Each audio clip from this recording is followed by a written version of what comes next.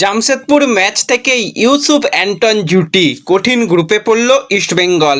দুর্দান্ত গোল লাল বিয়াকনিয়ার। লোবেরার নতুন পরিকল্পনায় আজকের ম্যাচ খেলাতে চলেছে।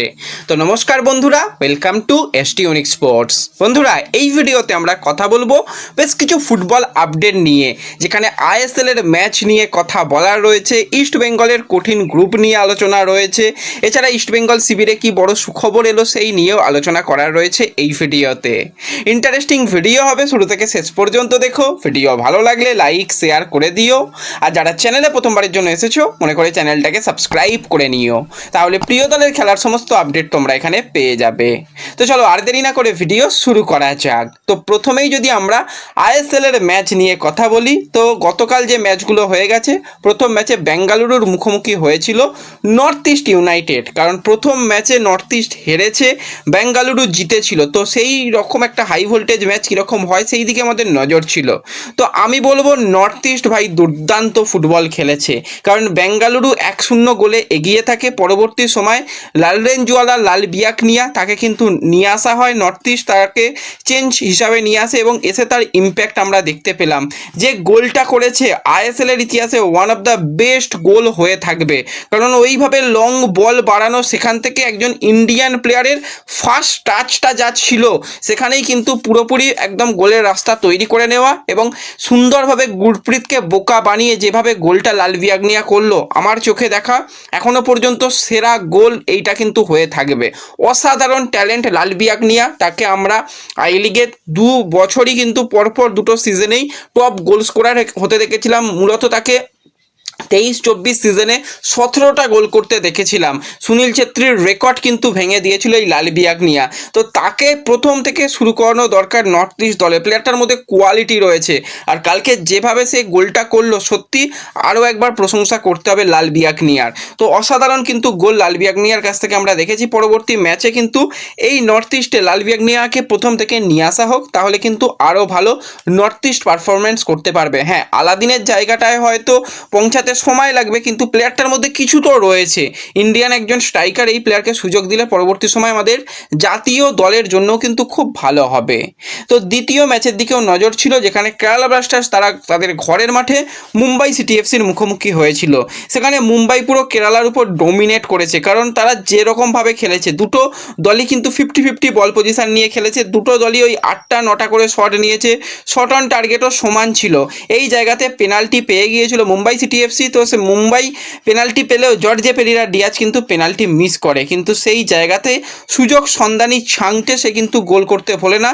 দেখে মনে হবে হয়তো ছাংটে অফসাইড পজিশন থেকে গোল করেছে, কিন্তু যদি একটু খুব ভালোভাবে দেখা যায় যে না, সে অফসাইড নয়, একদম অনসাইড পজিশন থেকে গোল করেছে, করে কিন্তু মুম্বাই সিটি এফসি ম্যাচ জিতে গেল।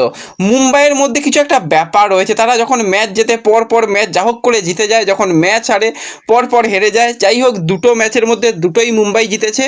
তারাও কিন্তু 6 পয়েন্ট নিয়ে পয়েন্ট টেবিলের 2 নম্বর পজিশনে চলে এলো। 1-এ ইস্টবেঙ্গল, 2-এ মুম্বাই, 3-এ জামশেদপুর, এদের কিন্তু 6 পয়েন্ট করেই রয়েছে।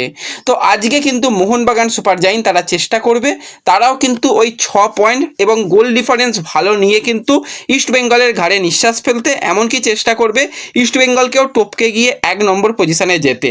কারণ বর্তমানে একটা ম্যাচ খেলেছে, 3টে পয়েন্ট +2 গোল ডিফারেন্স মোহনবাগানের রয়েছে।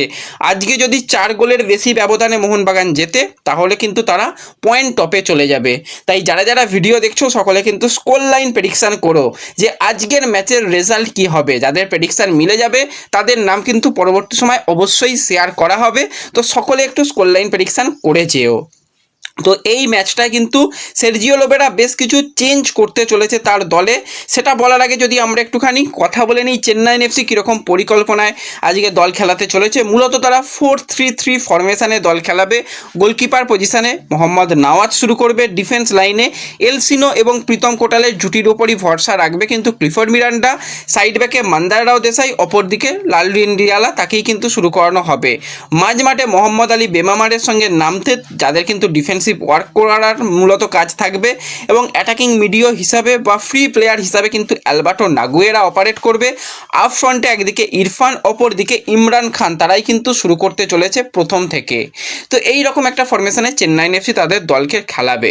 অপরদিকে মোহনবাগান কিন্তু অবশ্যই এই চেন্নাই যে দুজন উইঙ্গার, একদিকে ইমরান অপরদিকে ইরফান, তারা কিন্তু ফিজিক্যালি বেশ স্ট্রং এবং প্রচণ্ড গতিশীল দুজন প্লেয়ার। তো এই প্লেয়ারদের আটকানোর জন্য কিন্তু সাইড ব্যাকদের ভূমিকা অনেকটাই থাকবে। তো সাইড ব্যাক পজিশনে কিন্তু আজকে মূলত চেঞ্জ হওয়ার একটা পরিকল্পনা থাকবে। তো গোলকিপার পজিশনে নো ডাউট ভিশাল শুরু করতে চলেছে।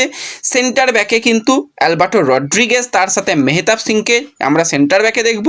সাইড ব্যাকে আমরা সেক্ষেত্রে লেফট ব্যাক পজিশনে কিন্তু দেখতে চলেছি টেকচাম অভিষেক সিং। রাইট ব্যাক পজিশনে কিন্তু আওমে রানাওয়াদেকেই প্রথম থেকে ব্যবহার করার চিন্তাভাবনা রয়েছে, কারণ অভিষেক আগের দিন একবার লেফট ব্যাক একবার রাইট ব্যাক দুটো পজিশনেই দুর্দান্ত খেলেছে। তো আজকে সুভাশিসের জায়গায় মূলত এখানে কিন্তু খেলানোর একটা পরিকল্পনা রয়েছে। রানাওয়াদেকেও পুরোপুরি প্রস্তুত রাখা হয়েছে, তাকেও কিন্তু রাইট ব্যাক প্লেয়ার হিসাবে খেলানোর জন্য। মিডফিল্ড প্লেয়ারে কিন্তু দুজন ইন্ডিয়ান প্লেয়ার আপুইয়ার সাথে অবশ্যই থাপা সেখানে শুরু করবে। আপুইয়ার ভূমিকাটাও অনেকটা থাকবে, সেটা নিয়ে পরে আলোচনা করছি। এবং অ্যাটাকিং রোলে কিন্তু শুরু করতে চলেছে ডিমিট্রি পেট্রাটস, কিছুটা ফলস নাইন হিসাবে শুরু করবে। উইঙ্গার পজিশনে একদিকে রবসন রবিনো, অপরদিকে লিস্টন কোলাসো মনবীরকেও প্রস্তুত রাখা হয়েছে, তাকেও প্রয়োজনে ব্যবহার করা হবে। এবং সিঙ্গেল স্ট্রাইকার হিসাবে এক্ষেত্রে কিন্তু শুরু করবে চেমি ম্যাকলারেন ম্যাকা, কিন্তু প্রথম থেকে শুরু করতে চলেছে। তো এক্ষেত্রে কিন্তু যে ডুয়েলগুলো সব থেকে বেশি হবে সেটা হচ্ছে আপুইয়া তার সাথে মোহাম্মদ আলী বেমামার। এই যে একটা লড়াই দারুণ হবে, থাপার সঙ্গে কিন্তু অ্যালবার্টো নাগুয়েরার একটা দারুণ আমরা মাঝমাঠে লড়াই দেখতে পাবো। এছাড়া ডিমি পেট্রাটসকে কীভাবে আটকায় মোহাম্মদ আলী বেমামার বা নামতেরা, সেই দিকেও নজর থাকবে। উইঙ্গারে একদিকে যেখানে রবসন রবিনো রয়েছে, তো সেক্ষেত্রে কিন্তু অবশ্যই মন্দার রাও দেশাই, তার কিন্তু বিশেষ ভূমিকা থাকবে রবসন রবিনোকে আটকানো বা লিস্টনকে আটকানো, এবং ম্যাকলারেনকে আটকানোর দায়িত্ব থাকবে কিন্তু প্রীতম কোটালদের উপর। তো ওভারঅল কিন্তু একটা হাই ভোল্টেজ আজকেও ম্যাচ হবে, আমরা আশা করতেই পারি। তো এই ম্যাচটার দিকে আমাদের অবশ্যই নজর থাকবে। সব কিছু ঠিকঠাক থাকলে আমরা একসাথে ম্যাচ দেখব, এবং ম্যাচ তোমরাও দেখতে পাবে টিভি থেকে। তোমরা সোনি 10 মোবাইলে ফ্যান করে সাবস্ক্রিপশন, এছাড়া সহজ উপায় চ্যানেলটাকে সাবস্ক্রাইব করে ডিসক্রিপশন বক্সের লিঙ্ক থেকে হোয়াটসঅ্যাপ চ্যানেল, টেলিগ্রাম চ্যানেলে জয়েন হয়ে যাও, সেখানে তোমাদের খেলা দেখার ব্যবস্থা হয়ে যাবে। তো এছাড়া যদি আমরা কথা বলি যে পরবর্তী ইস্টবেঙ্গলের ম্যাচ নিয়ে, যেই ম্যাচটা কিন্তু জামশেদপুরের সঙ্গে রয়েছে, বিকেল 5টা থেকে ইস্টবেঙ্গল খেলবে। তো সেই 27 তারিখের ম্যাচের দিকে কিন্তু আমাদের অবশ্যই নজর থাকবে, কারণ সেই ম্যাচে কিন্তু অভিষেক হতে চলেছে অ্যান্টনের। কারণ অ্যান্টনের লাস্ট ম্যাচের আগে রেজিস্ট্রেশন কমপ্লিট হয়নি, সেই কারণে তাকে খেলানো যায়নি। তার সমস্ত পেপার ওয়ার্ক কমপ্লিট হয়ে গেছে, তাকে কিন্তু আইএসএলে প্রথমবারের জন্য আমরা দেখতে পাবো লাল হলুদ জার্সি গায়ে। এবং তার সাথে ইউসুফ তো 2 ম্যাচে 4 গোল করেই ফেলেছে। ইউসুফ অ্যান্টন জুটিকে প্রস্তুত রাখছে অস্কার। পরের ম্যাচে কিন্তু আমরা জোড়া স্ট্রাইকারকে একদম আক্রমণে দেখতে পাবো। তো ওভারঅল কিন্তু এই জুটিটা দেখার জন্য কিন্তু আমরা অপেক্ষা করে রয়েছি। এবং এর সাথে সাথে আমরা যদি ইস্টবেঙ্গলের কঠিন গ্রুপ নিয়ে আলোচনা করি, তোমরা সকলেই জানো রিলায়েন্স ফাউন্ডেশন ডেভেলপমেন্ট লিগের ন্যাশনাল গ্রুপ স্টেজে ইস্টবেঙ্গল কোয়ালিফাই করেছে, মোহনবাগানও কোয়ালিফাই করেছে। ইস্টবেঙ্গলের গ্রুপটা একটু কঠিন। গ্রুপ বিয়েতে ইস্টবেঙ্গল রয়েছে, যেখানে তাদের প্রতিপক্ষ সেসা রয়েছে, নর্থ ইস্ট রয়েছে, ডেম্পো রয়েছে, পাঞ্জাব রয়েছে, কেরালা ব্লাস্টার্স রয়েছে। তো এক্ষেত্রে আমি তো বলবো পাঞ্জাব বলো বা ডেম্পো বলো বা নর্থ ইস্ট, প্রত্যেকটা ম্যাচই কিন্তু ইস্টবেঙ্গলের জন্য অত্যন্ত কঠিন ম্যাচ হবে।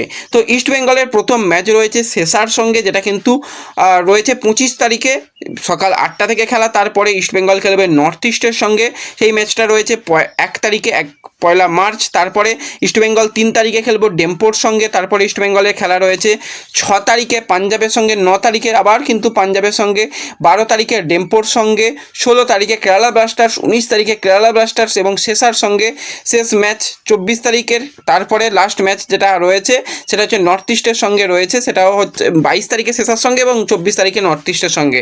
তো পুরো শিডিউল তোমাদের শেয়ার করে দেবো, এবং এই ম্যাচগুলো তোমরা দেখতে পাবে, সেই ব্যবস্থাও তোমাদের করে দেবো। এবং একসাথে এই ম্যাচগুলো দেখার তো ইচ্ছা রয়েছে, সেই সময় অবশ্যই আমরা আলোচনা করব। প্রত্যেকটা ম্যাচই মোটামুটি ইস্টবেঙ্গলের রয়েছে সকালের দিকে বেশিরভাগ ম্যাচ সকাল 8টা থেকে ম্যাচ রয়েছে, কিছু কিছু ম্যাচ রয়েছে সন্ধ্যেবেলা, সন্ধ্যে 6টা থেকে। তো 8টা 6টা এইরকমই ইস্টবেঙ্গলের ম্যাচের টাইমিং রয়েছে। তো অবশ্যই তোমাদের খেলা দেখার ব্যবস্থা করে দেবো। কঠিন একটু গ্রুপ রয়েছে, মোহনবাগানের গ্রুপটা এতটাও কঠিন নয় যতটা ইস্টবেঙ্গলের কঠিন গ্রুপ রয়েছে। তো অবশ্যই এইদিকে ভাল্লাল পেকা সে কীরকম খেলে রিলায়েন্স ফাউন্ডেশন ডেভেলপমেন্ট লিগে, বা দেবজিৎ কীরকম খেলে, দেবজিতের হাত ভেঙে গিয়েছিল, সে কতটা রিকভারি করে খেলতে পারে, সেই দিকে আমাদের অবশ্যই নজর থাকবে। তো এই ভিডিওতে এই আপডেটগুলোই শেয়ার করার ছিল। ভিডিও ভালো লাগলে লাইক শেয়ার করে দিও, চ্যানেলে প্রথমবারের জন্য এলে সাবস্ক্রাইব করে নিও। দেখা হবে পরবর্তী ভিডিওতে। ধন্যবাদ।